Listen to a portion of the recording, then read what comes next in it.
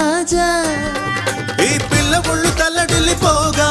నువ్వు చెరుకు విల్లు ఎక్కి పెట్టి రాగా చాటుమాటు చూపు దేనికి సొంతమైన సొంపు చూడడానికి దొంగలాగా జంకు దేనికి దూరలాగా సోకులేలడానికి అబ్బాయనాలి ముద్దిమ్మని అమ్మాయనాలి వద్దొద్దని నువ్వెంటిలాగా అయ్యో కన్యామణి